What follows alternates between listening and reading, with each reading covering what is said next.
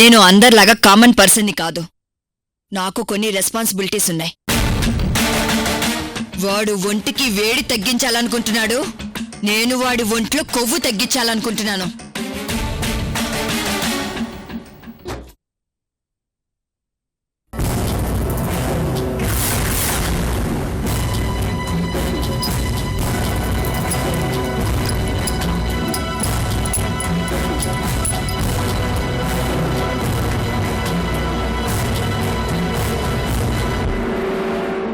ఏరా, ఇప్పుడు చెప్పు, నిన్ను క్షమించాలా శిక్షించాలరా?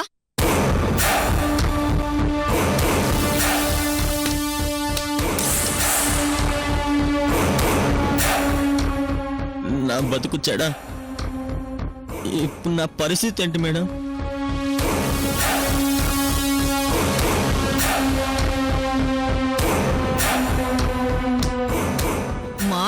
మారండ్రా అని బుజ్జగిస్తే మీరు మాట వినర్రా. నా బెడ్రూమ్ లో పడుకొని నీకు నాకు ఎఫైర్ ఉందని చెప్తావురా సాలే.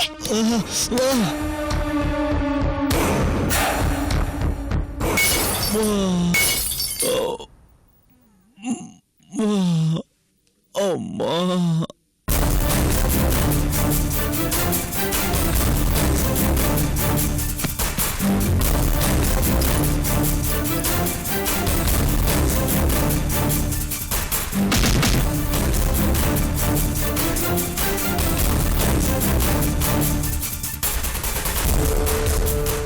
ఇక నుండి ఏ ఆడదాని వంక చూడాలన్నా నీ ఒంట్లో భయం పుట్టాలి.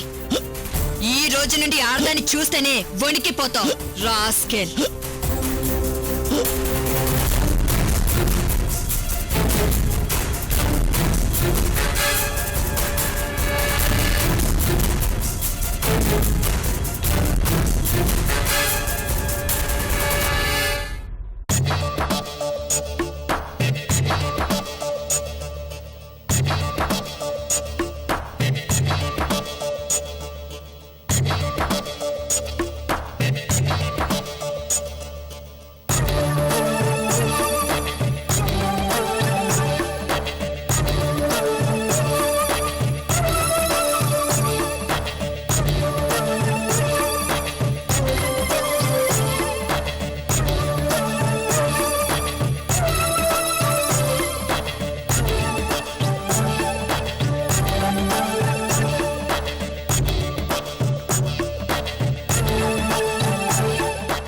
నాన్న,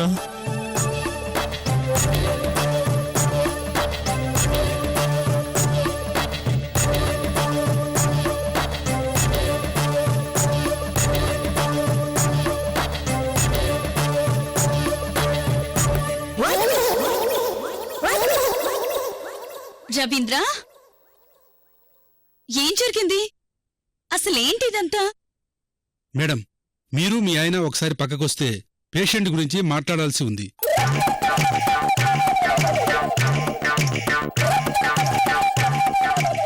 చిచ్చి, వీడు నా ముగ్గుడేంటి? నీకేమైనా పిచ్చా?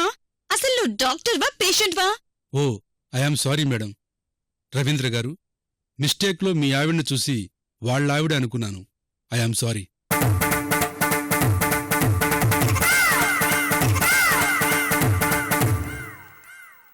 కీర్తి, చూసావా? నేనెంత చేసినా నిన్ను వాడి పెళ్ళం వీడి పెళ్ళం అనుకుంటున్నాను గాని ఒక్కడు కూడా నా పెళ్ళం అనుకోవట్లేదు. ఏహే, ఆప్తామని నసా? ఇదిగో డాక్టరు, నీ దగ్గర కత్తులు ఇంజెక్షన్లు మాత్రమే ఉన్నాయి. మా దగ్గర తుపాకులు కూడా ఉన్నాయి. నువ్వు కాస్త నోరు మూసుకునుండు, అర్థమైందా? రవీంద్ర, ఏం జరిగింది? అసలేంటిదంతా? కీర్తమ్మాయి గారు, వీళ్ళంటే వెరిబోగడోళ్ళు అనుకున్నావా? సరే, ఇవాళ మీ తెలివేమైపోయింది? అక్కడంత క్లియర్ గా కనిపిస్తుంటే మళ్ళీ ఏం జరిగిందని అడుగుతున్నారు? చూడండి, ఒక కాలు ఈస్ట్ గోదావరి వైపు, మరో కాలు వెస్ట్ గోదావరి వైపు కట్టేశారంటే నాకు తెలిసి మన రవీంద్ర బాబు గారి జనరేటరు జజ్జనకరి జనారే. అంతే కదా రవీంద్ర బాబు? నాన్న, అబ్బా కోతిని సంకలో పెట్టుకొని తిరిగినట్టు వీణ్ణి వెంట పెట్టుకొని తిరుగుతున్నా అంటున్నానా నువ్వు? వీణ్ నా మీద సెటైల్ వేస్తున్నాను నాన్న. కీర్తి, నీ ఎస్టేట్ నీ కాస్త సైలెంట్ గా ఉండమని చెప్పు. రే రవీంద్ర, ఏంట్రా నీకు కర్మ? అసలు ఏం జరిగిందిరా? ఇదిగో విజయభాస్కర్, నువ్వు బాధపడుకు. నీ కొడుకేం కాదు. ఇదిగో డాక్టర్, ఎంత ఖర్చైనా పర్వాలేదు. అవసరమైతే ఫారిన్ నుంచి డాక్టర్స్ని పిలిపించండి. 3 రోజుల్లో రవీంద్ర లేచి తిరగాలి. మేడం, ఇంత చిన్నదానికి విదేశాల నుంచి డాక్టర్స్ ఎందుకమ్మా? ఓ, అంటే ప్రాబ్లం పెద్దదేం కాదా? మరి ఒక కాలు హైదరాబాద్ వైపు, మరో కాలు సికింద్రాబాద్ వైపు చూపించేలా కట్టేశారు. అమ్మా, దెబ్బ చిన్నదైనా డ్యామేజ్ మాత్రం పెద్దది. దెబ్బ చిన్నది, డ్యామేజ్ పెద్దదా? ఇదిగో డాక్టరు, నస పెట్టకుండా క్లారిటీగా చెప్పండి. సారీ మేడం, ఈ పేషెంట్ ఇక నుండి కొన్నింటికి తప్ప అన్నింటికీ పనికిరాడు.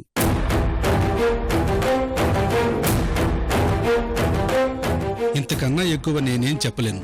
I'm sorry.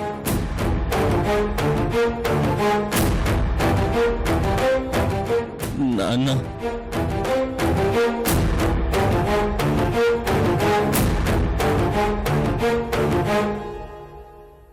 ఊరుకోండి రవీంద్రబాబు. బాధలు మనిషికి తప్ప ఎవరికొస్తాయి చెప్పు?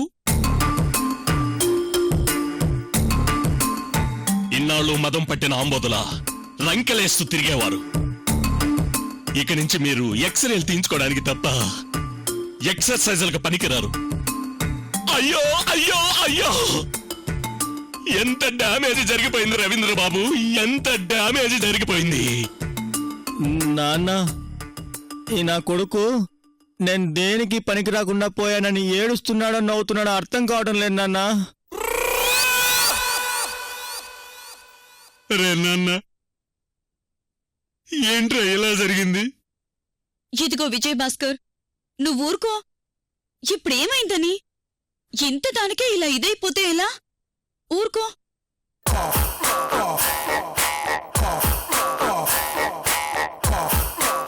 శివసే, నీకు దండం పెడతానే. ఇలాంటి టైంలో కర్చీఫ్ గాని కొంగెవరే? కాస్త డిస్టెన్స్ మెయింటైన్ చేయవే. వీడొకడు పానకల్లో పుడకలాగా ఎప్పుడూ అడ్డుపడుతూనే ఉంటాడు. కీర్తి, నీకు దండం పెడతాను, కాసేపు నీ ఓదార్పు యాత్ర ఆపుతావా? పాపం పసివాడు. చూడండి కీర్తమ్మాయి గారు, పాగుడనేది పోయినా ఎంత మనోధైర్యంతో ఉన్నాడో. నీ గూడు చెదిరింది, నీ గుండె పగిలింది, ఓ చిట్టి పావురము. ఎవరు పుట్టారు, ఎవరు పుట్టారు, ఎవరు పుట్టారు, నిన్నెవరు పుట్టారు, ఎవరు పుట్టారు? కరుణా నీరు రాణీసు కానీ పయనం తడవరకు కదిలే కాలం ఆగే కథగా నీతో సాగే. రే అవతార్, ఇంకొకసారి సిచ్యువేషన్ కు తగ్గట్టు రికార్డింగ్ డాన్స్ లో బ్యాక్గ్రౌండ్ సాంగ్స్ పాడావనుకో పీకల పొడి చేస్తాను. అబ్బే, అంత చిన్నదానికి అక్కడెక్కడ పొడవడం ఎందుకు అమ్మాయి గారు? అది ఇలా ఇవ్వండి.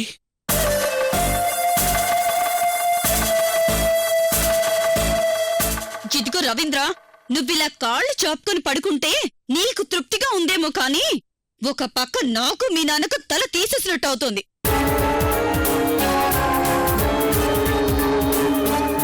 నువ్వు లాస్ట్ టైం చేసిన బెదవ పని వల్ల ఆ శర్వాణి మీద వేసిన స్కెచ్ అంతా తలకిందులయింది. అయినా నిన్ను ఫుల్ సెక్యూరిటీతో మీ బాబు నిన్ను మీ ఇంట్లోనే లాక్ చేసి ఉంచాడు కదా, అసలు నువ్వు ఇంట్లోంచి ఎక్కడికి వెళ్ళావు? అసలు ఇదంతా ఎవరు చేశారు?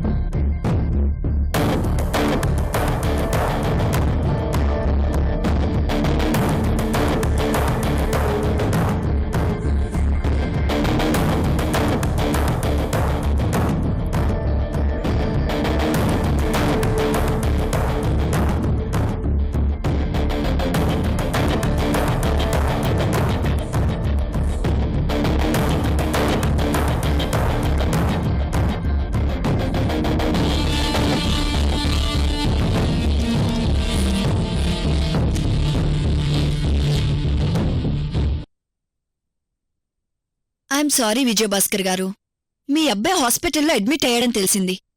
నిజంగా నాకు చాలా బాధేసి ఈ విషయం తెలియగానే పరిగెత్తుకుంటూ వచ్చాను. రవీంద్ర, అసలు ఎలా జరిగింది ఇలా? నాన్న భయం వేస్తుంది నాన్న.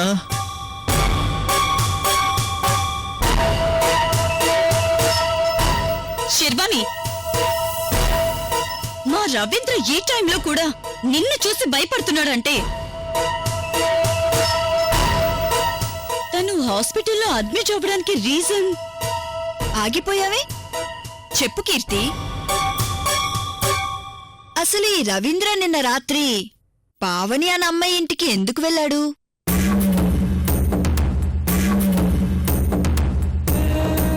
అంత అర్ధరాత్రి వేళలో అసలు ఏ పని మీద ఆ ఇంటికి వెళ్ళాడు?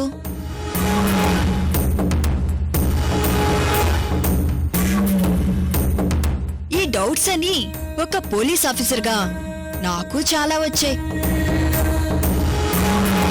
పర్వాలేదు, నా డౌట్స్ మీ డౌట్స్ కి ఒక క్లారిటీ కావాలి అంటే మీ రవీంద్రకి ఏదో జరిగిందని చిన్న కంప్లైంట్ ఇవ్వండి చాలు. మీకు న్యాయం నేను చేస్తాను.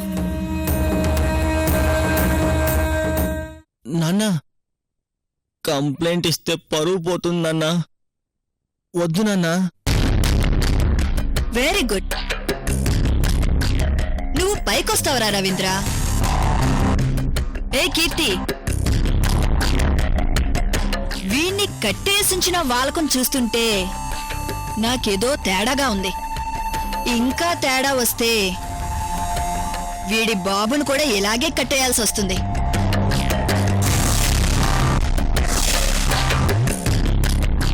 వాడికి వాడి బాబుకి పిచ్చి వేషాలు వెయ్యొద్దని నువ్వేనా చెప్పు.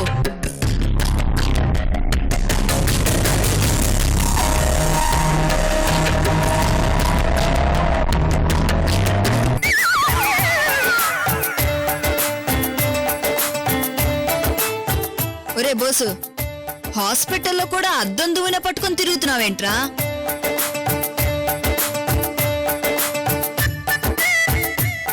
ఒరే, పర్మినెంట్ గా నువ్వు దీనికి మేకప్ అసిస్టెంట్ గా సెటిల్ అయిపోతే దీనికి మొగుడుగా ఇంకెవడైనా వచ్చి సెటిల్ అవుతాడు కదరా.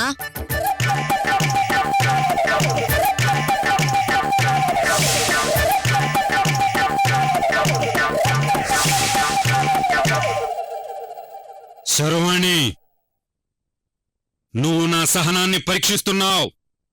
కీర్తి, ఈ సీన్లో వీడికి డైలాగులు లేవు. వీణ్ణి సైలెంట్ గా ఉండమని చెప్పు. కీర్తి, ఇంతవరకు నడుం చూపించో ఒళ్ళు చూపించో ఇది చూసే వాళ్ళకి బాగానే ఉంటుంది. కానీ నా దగ్గర నీ ఓవర్ తెలివితేటలు చూపిస్తే అటు చూడు, వాడు ఎలా పడుకున్నాడో. నెక్స్ట్ మళ్ళీ ఇది రిపీట్ అయినా ఇలాగే జరుగుతుంది.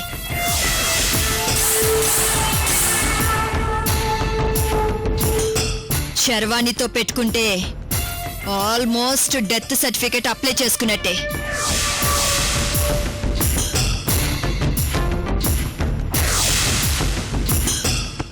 రే రవీంద్ర, నీకు జరిగిన ఎక్స్పీరియన్స్ ని దీంతో షేర్ చేసుకో. కనీసం అదేనా సేఫ్ గా బయటపడుతుంది.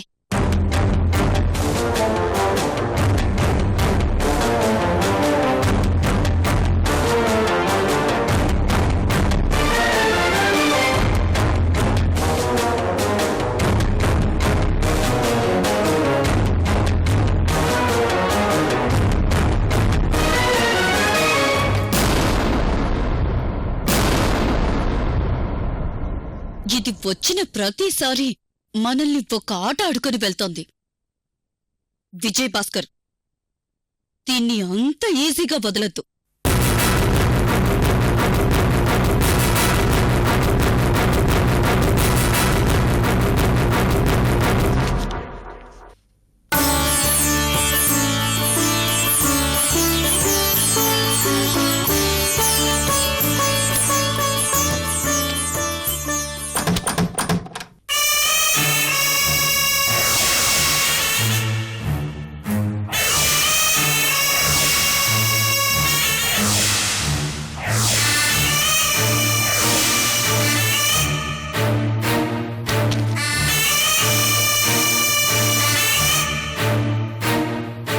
అల్లుడు ఏమైంది అంత కోపంగా ఉన్నారు?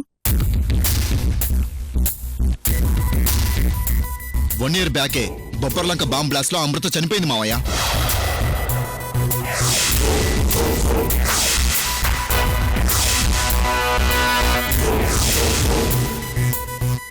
అల్లుడు ఏం మాట్లాడుతున్నావు నువ్వు?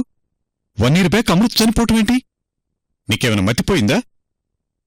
మతిపోయింది నాకు కాదు మామయ్య, మనందరికీ. ఆ అర్చన చనిపోయినా అమృతలా చలామణి అవుతూ మనందరికీ మతిపోయేలా చేస్తోంది.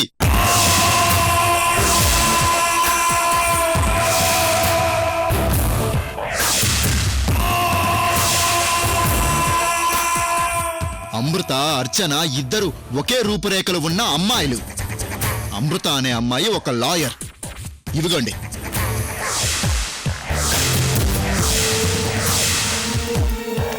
తనకు సంబంధించిన ఫోటోలు.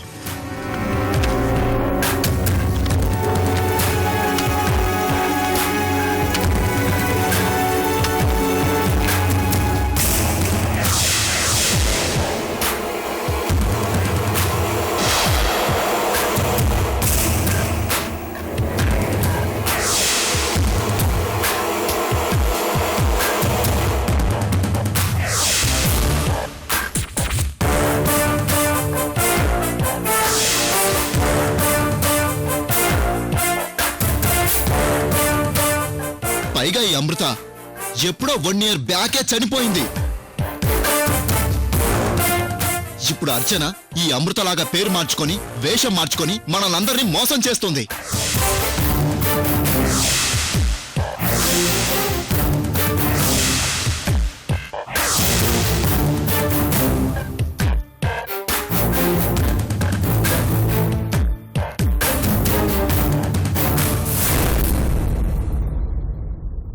అమృత చచ్చింది అర్చనైతే నువ్వు చచ్చావని నమ్మించి నీకు చెక్కు పెట్టబోతున్నానే.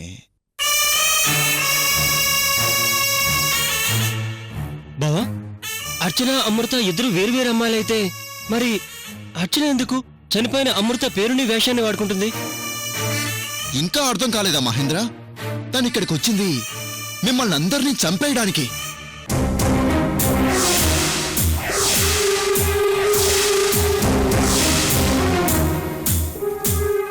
ఆ నేరం చనిపోయిన అమృత మీద నెట్టేసి తెలివిగా ఎస్కేప్ అవడానికి.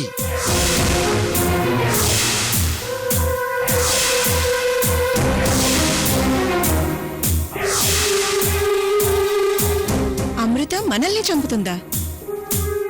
ఏమండి, తను ఒకరిని చంపే మనస్తత్వం ఉన్న అమ్మాయి కాదండి.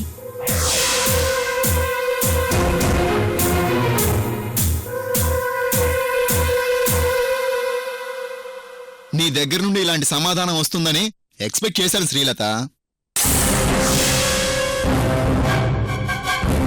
రాధా, మీ వదినకు మీ అందరికీ అర్థం కాని విషయం ఏంటంటే, ఇన్నాళ్ళు మీరు ఆ అమృతని, అదే అర్చనని, సునంద చనిపోయిన రోజునే చంపాలనుకున్న విషయం తనకు ఎప్పుడో తెలుసు.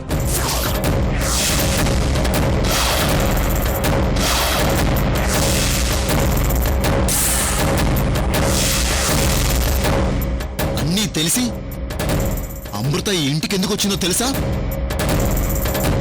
మీరు చంపడానికంటే ముందే మిమ్మల్ని అందరినీ చంపేయడానికి.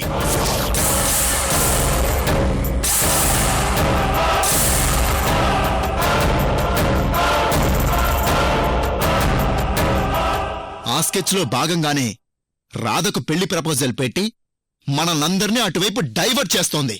నాన్నా, బావ చెప్తుంటే నాకు అనుమానం కలుగుతుంది. అక్క చావుకు రీజన్ అశోక్ వర్మ మనవరాలు. తన పేరు అర్చన కదా.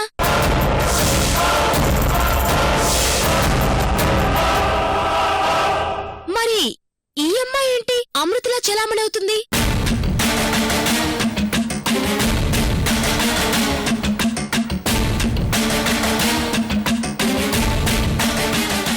అబ్బా రాధా, అదో పెద్ద కన్ఫ్యూషన్ డ్రామా. ఇప్పుడు మళ్ళీ దాని గురించి ఎందుకు? అమృత కృష్ణమూర్తి అనే ఒక హంతకుడి కూతురు. పైగా ఆ అమృత ఎప్పుడో చనిపోయింది.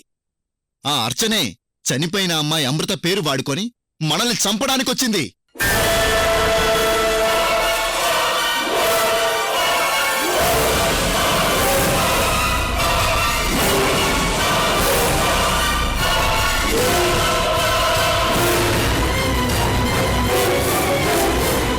రేపా నేరం అర్చన మీద పడితే చనిపోయిన అమృతొచ్చి ఎలా హత్యలు చేస్తుందని ఈజీగా ఎస్కేప్ అవ్వొచ్చనేది తన ప్లాన్.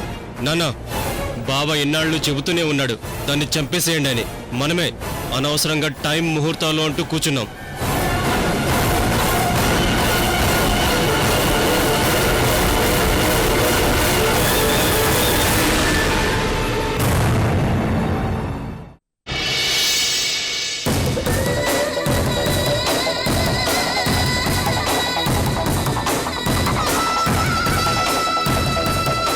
నువ్వు నేల పాలు చేసిన ఈ మెతుకులు చాలు చక్కడతారు.